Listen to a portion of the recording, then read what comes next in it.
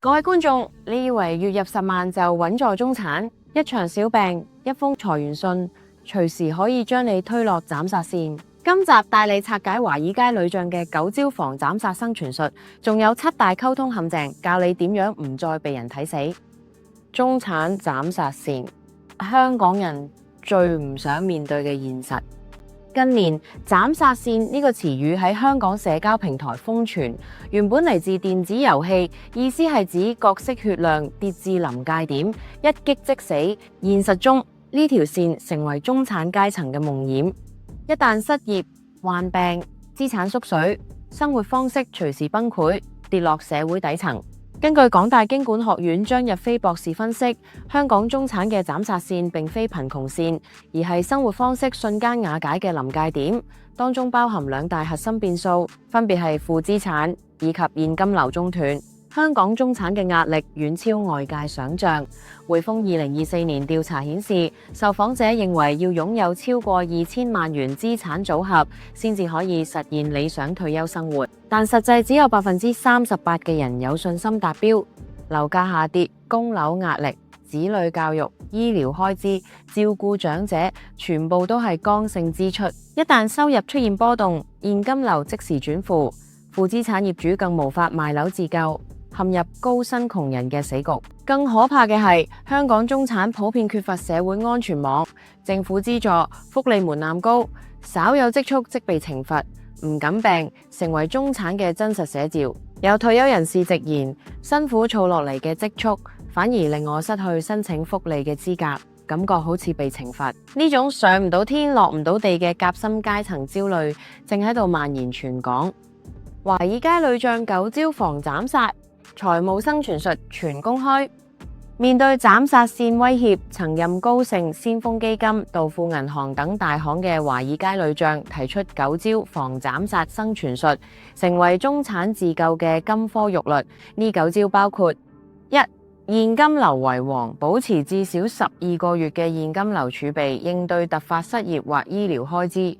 2. 分散資產配置，減少對房產嘅依賴，增加流動資產及多元投資組合。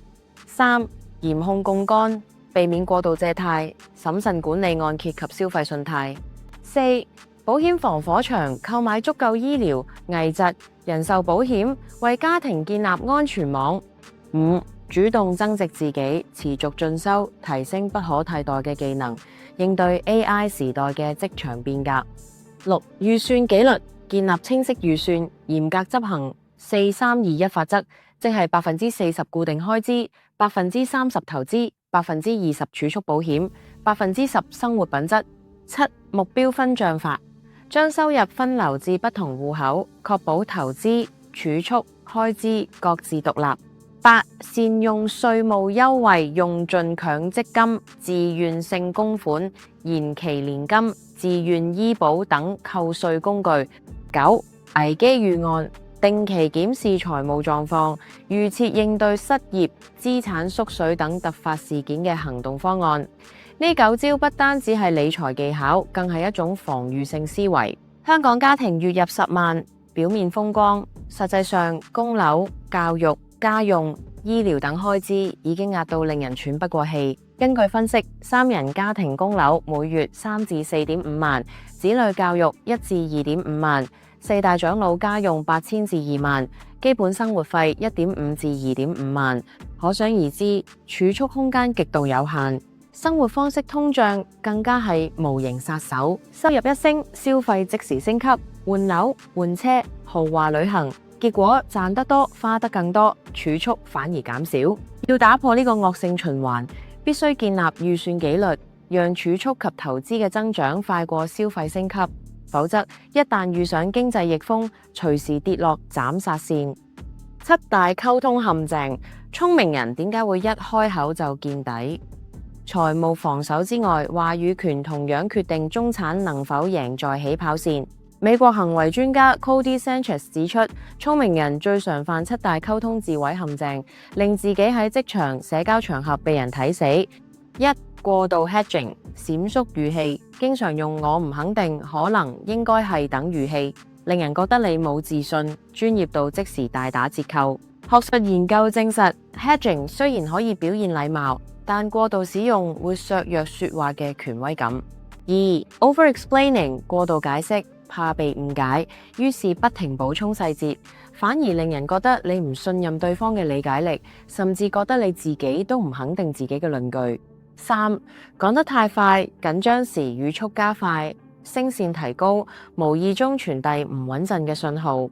專家建議，最重要嘅句子要刻意放慢20%，善用短、慢、強。3S 法則 ：shorter、slower、stronger。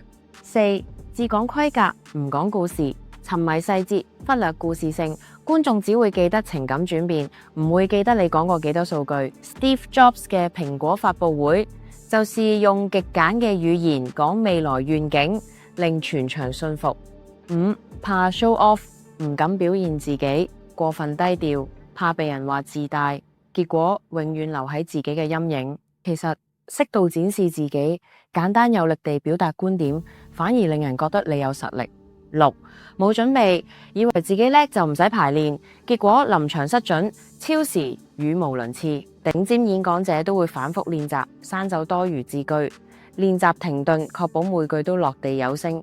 7自嘲過度，以為幽默自嘲可以拉近距離，但陌生人只會覺得你冇自信。研究顯示，適度自嘲有助建立親和力，但過度會被受眾視為包裝出嚟嘅不安全感。呢7大陷阱背後其實都係恐懼作祟，怕被拒絕，怕出錯，怕被人 judge。Cody Sanchez 強調，贏得場合唔係靠知識多，而係靠管理他人對你嘅觀感。要提升專業可信度，唔使假裝 alpha 強勢，只要講得清楚、簡潔、有自信，就已經贏咗一大半。香港職場現場話語權與專業形象嘅本地實驗。香港職場講求效率、專業、國際視野，但語言表現往往決定你能否入屋。根據香港勞工處調查，良好溝通能提升員工效率、歸屬感及企業競爭力。多間本地企業實行網狀溝通機制，鼓勵員工越級反映意見，強調對等相處及聆聽嘅溫度與能力評價。心理學家 Fiske 嘅戀度能力模型證實，觀眾首先判斷你是否可信、友善，即係戀度；其次先係睇你有幾叻，即係能力。過度 hedging 會被視為唔夠膽、冇承擔；過度自信則被標籤為太 cool。要贏得信任，必須喺溫度與能力之間取得平衡。本地中產焦慮、數據、新聞與社會現象。香港中產嘅焦慮並非空穴來風。2025年政府統計處數據顯示，僱員每月工資中位數僅21,200元，75百分位數33,000元，90百分位數51,300元。而根據 OECD 定義，中產收入為中位數75%，負200%，即月入約16,000至42,000。但喺香港呢個水平根本難以應付供樓、教育、醫療等開支。中大2023年民調顯示，45%市民認為青年向上流動嘅機會不足，近半數人覺得比10年前更差，只有15%人感覺自己5年後會向上流動。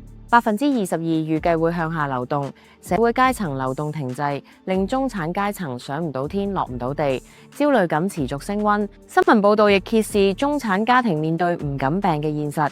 財政預算案公眾諮詢中，多名市民投訴有積蓄反成懲罰，一旦失業或患病，無法申請福利，只能自求多福。香港專業及資深行政人員協會2025年研究發現，20.4%第四代年輕人喺過去5年經歷向下流動，74%停留原階層，只有5.6%向上流動。學歷、經濟、環境、社會、網絡成為關鍵因素。大部分受訪者認為，個人努力持續進修比家庭背景更重要。但只有59%相信，只要努力就可以改善社會經濟地位。結語：中產生存，話語與財務雙重防守。香港中產階層既要面對資產價格下跌、現金流壓力，又要喺職場、社交場合爭取話語權，防斬殺狗招。